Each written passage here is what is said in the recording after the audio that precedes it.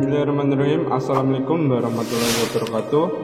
Pemirsa yang dirahmati Allah, marilah kita simak ceramah dari Buya Syakur Yasin dengan tema Berharaplah ampunan Allah, janganlah mengharapkan pahala. Sebelumnya marilah kita berselawat terlebih dahulu. Allahumma sholli ala Sayyidina Muhammad wa ala ali Sayyidina Muhammad. Marilah kita doakan semoga almarhum Buya Syakur Yasin segala amal ibadahnya diterima oleh Allah Subhanahu wa Ta'ala. Amin ya Rabbal Alamin. Wayhat yu'minuna min rabbihim azza wa jalla al-maghfirata wan najata fi jami'il ahwal. Yang mereka harapkan itu adalah ampunan, bukan pahala. Ampunan. Kalau kamu menghitung pahala, Allah akan menghitung dosa, habis pahala.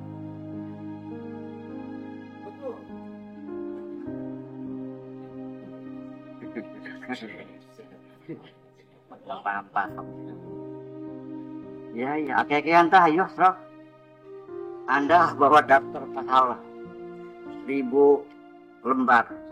Allah akan datangkan 1 miliar lembar dosa.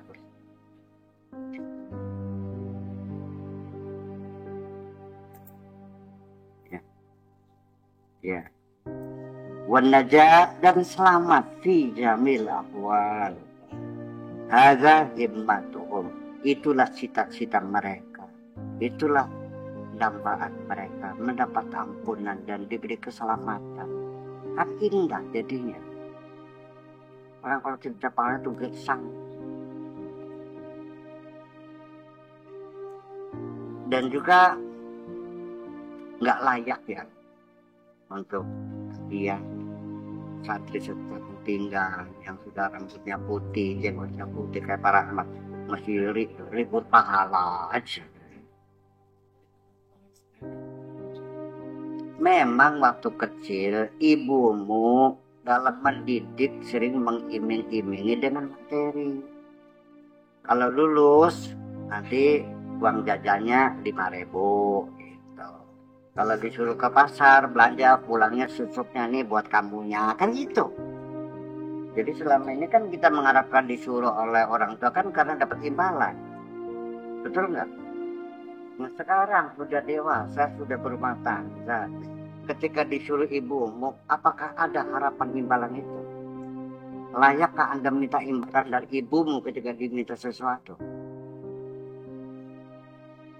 Itu baru orang tuamu yang tidak ada jasanya apa-apa kepadamu. Allah Tuhanmu yang segala-galanya. Ibumu tuh jangan dikira dia tidak pernah menciptakan kamu kok. Melahirkan kamu juga nggak ada maksud. Memangnya ibumu bercita-cita ingin melahirkan kamu? Itu kan akibat dari.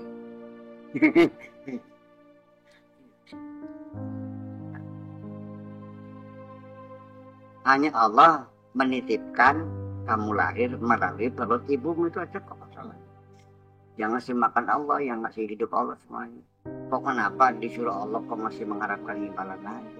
Jadi selama ini engkau belum pernah mengakui kebaikan-kebaikan Allah. Salah kabeh. Astagfirullahaladzim, gitu aja. Jadi sifat aja lah. Ya karena selama ini paradigma kita dibangun seperti itu. Iya. Melalui pendekatan fikih yang selalu menghitung itu. Apa saja harus bukti material, ya kan gitu. Iya. Waihaka koplok kamu nih gitu. Akmalu amalan ahli nar. Perbuatanmu perbuatan ahli neraka. Buat terjul jinan, tapi kamu cita-citanya pengen masuk surga, ya koplongan. Perbuatanmu perbuatan ahli neraka, tapi kamu punya cita-cita pengen masuk koplongan.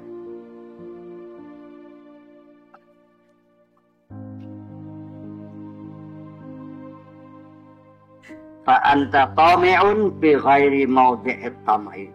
Berarti kamu punya keinginan yang bukan pada tempatnya. Pengen pinter tapi nggak pernah sekolah. Pengen bener tapi nggak pernah belajar. Ketemunya sendiri aja. Makanya man ta'allama bi ghairi syekhin fa syekhuhu syaitan. Begitu kamu mencari guru, datang setan. Gue aja deh gurumu. Ya udah, mangga dibina lah. Ternyata hanya ditipu aja kamu kok. Dan setan-setan yang mengaku sebagai mursyidmu dan menipu, itu adalah setan-setan berwujud manusia.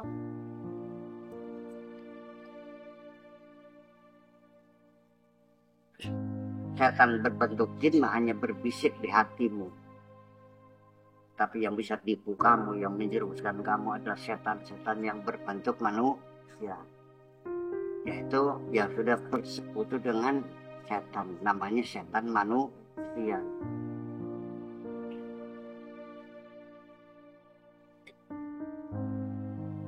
Setan. Tapi bentuknya manusia. Setan manusia itu statusnya sudah menjadi setan. Wa ja'alna likulli nabiyyin aduwwa syayatinil insi wal jinni.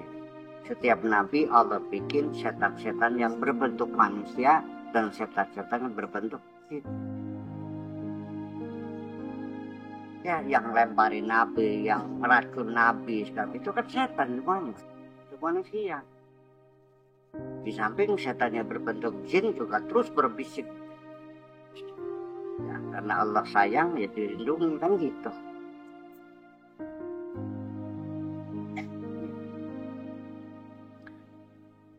Ada nggak yang tertipu sampai ratusan juta? Mana mungkin orang belajar sampai ratusan juta gimana? Kayak nggak ada orang yang benar. Nggak ada ongkosnya, pulang saya ongkos kok. Saya bersyukur ada orang yang belajar benar. Dia bilang aja pakai saya nggak punya ongkos, saya kirim ongkosnya kok. Iya kan? Saya tuh gampang tinggal minta uang penggantian sama Allah. Nih, ya Allah kwitansinya. Dibayar kok. Percaya nggak Allah kasih uang penggantian? Wa ma anfaqtum min syai'in, dengarkan nih firman Allah. Saya silakan nggak udah. Iya. Wa ma anfaqtum min syai'in fa huwa yukhlifuhu. Apapun yang telah kau infakkan, Allah akan memberi penggantian. Dan bukan sama, tapi lebih baik. Mungkin lebih banyak lagi. Tapi ya mungkin nggak banyak orang yang percaya ya. Kalau orang percaya, ya nggak mungkin dong medit. Sebabnya medit karena nggak percaya. Itulah sebabnya orang medit adalah orang kafir.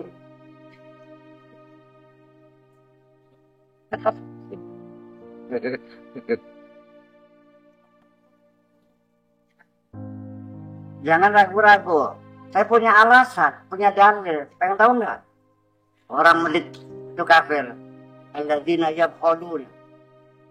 Orang-orang yang medit. Wa ya'muruna nas bil bukhli. Dan ngajak-ngajak orang supaya medit. Wa yaktumuna ma atahumullah min fadli. Yang menyembunyikan karunia Allah. Inna a'tadna lil kafirina adzab muhin. Orang-orang kafir itu akan kusiksa. Kafir enggak?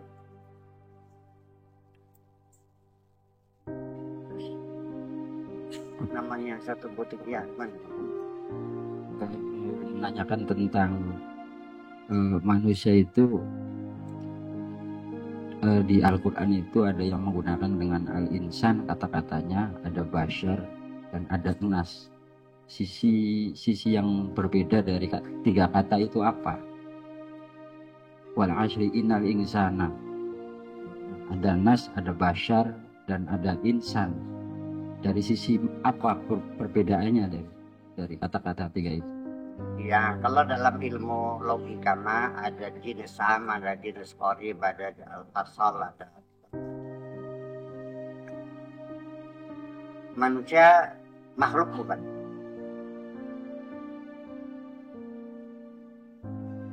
Manusia termasuk selain Allah bukan? Ya, manusia makhluk bukan? Manusia benda bukan? Manusia sesuatu bukan? Manusia binatang bukan? Nah itulah semuanya. Jadi penamaan mereka kan dari sudut mana? Ya kan? Di level mana? Kalau dilihatnya dari sisi biologis, ya manusia ya hayawanun natik, binatang yang berpikir. Gitu. Kalau manusia sebagai binatang yang berpikir, itulah namanya bashar. Ya kan? Kalau binatang kawin enggak? Berak enggak? Kencing enggak? Berantem enggak? Ya kalau urusan makan, minum, tidur segala macam ya dia binatang. Itulah bashar. Bashar itu adalah makhluk yang didefinisikan dari manusia adalah binatang yang berpikir. Ya. Tetapi ketika kita ambil kata berpikirnya, disitulah kita pisah dari binatangnya. Apa berpikir itu? Dari mana yang berpikir? Maka ketika manusia dari sisi lepas dari kebinatangannya, dia makhluk yang khusus dibuat oleh Allah, yang special edition. Special edition iya, iya, yang secara khusus. Laqad khalaqnal insana fi ahsani taqwim, dibentuk dalam bentuk yang paling sempurna. Dan di dalamnya ada rohani, ada hati, ada pikiran, ada rasa, ada cita-cita, ada imajinasi, ada angan-angan dan sebagainya. Ya, dan ngerti mana yang benar, mana yang nggak benar, ya kan? Itulah manusia, namanya insan. Ya. Anas al-jins. Kalau anas itu isim jamak, maknanya adalah anas itu bukan jamak insan, ya isim jamak, lahir langsung jamak. Seperti an-nisa itu bukan jamaknya mar'ah, tapi an-nisa namanya isim jamak, begitu lahir berbentuk yang jamak. Terus yang jadi masalah, yang pertanyaan, atau begini aja, dari sisi fisik namanya bashar, dari sisi rohani namanya insan gitu aja. Nanti insannya ya macam-macam lagi. Ada insan kunyuk, ada insan setan, ada sini. Ini kira insan apa ini? Sebab kalau manusia itu insan, dan sekarang insan itu kan kemanusiaan, nilai kemanusiaan. Nah kalau kehidupan kita sekarang yang tidak berperi kemanusiaan, kamu manusia bukan. Merampok uang negara sampai rakyat terkapar menderita, ya, dikorupsi semuanya, ya, untuk berfoya-foya, untuk melacur segala macam, disimpan di bawah negeri, rakyat terkapar semuanya. Manusia atau setan?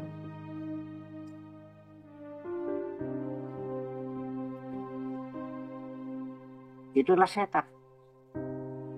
Ya, jadi setan itu sifatnya merusak. Lalu yang jadi persoalan bahwa dalam Al-Quran ketika dipanggil ya ayuhan, wahai manusia, itu artinya panggilan umum kepada yang baik, yang tidak baik. Ya kan begitu. yang beriman, yang tidak beriman, yang berkulit putih, yang berkulit ini. Kalau yang dipanggil orang-orang yang siap, sudah diduga orang itu siap melaksanakan perintah, yang dipanggil ya ayyuhalladzina amanu. Kenapa tidak panggil ya ayyuhalladzina aslamu? Karena alladzina aslamu masih belum siap untuk melaksanakan perintah. Yang siap itu adalah alladzina amanu. Cuma manggil-manggil orang yang nggak siap. Dipegal ngundang apa nih? Iya, tempatnya. Jadi pada akhirnya sekarang kita bertanya, jadi kita ini basar, kita ini mukmin, kita ini muslim, apakah kita muhsin? Kalau muhsin tuh di atas. Jadi orang tuh Islam dulu, terus iman, terus ihsan. Kalau ihsan itu sudah maqam musyahadah. Ya, musyahadah itu sudah betul-betul melihat Tuhan, bukan seolah-olah. Jadi terjemahan seolah-olah itu dicoret. Karena ka'anna itu bukan maknanya seolah-olah, tapi pasti. Namanya ka'anna yufidu makna tasdil, la yufidu makna tashbih. Bukan maknanya seolah-olah, tapi pasti. Begitu Nabi Sulaiman menunjukkan istana Balqis di hadapan Ratu Balqis, dia bertanya, "Ahadza arsyuki? Apakah ini arasmu?" Qalat ka'annahu huwa. Ya betul, ini bukan seolah-olah. Masa orang lihat rumahnya seolah-olah? Orang gila namanya. Pak Rahmat, saya ambil istrinya. Rahmat, ini kak istrimu seolah-olah, langsung minta cerai. Iya kan? Nah itu kenapa? Ya karena orang tidak paham bahwa ka'anna juga bagaimana. Seperti lagi ada alladzina yadhunnuna annahum mulaqu rabbihim. Dikiranya ya dengan duga, tidak. Yuqinuna maknanya bukan menduga. Orang-orang yang yakin bisa ketemu dengan Tuhannya. Jadi mah ya sebaiknya ya belajar bahasa Arab dulu deh, supaya terjemahannya jangan salah. Ya dong. Belajarnya cuma ya di negara Arabnya sama. Dia belajar sama orang Indonesia mah ya susah. Enak aja. Mau bayar berapa nih? Oke deh, ya. Assalamualaikum.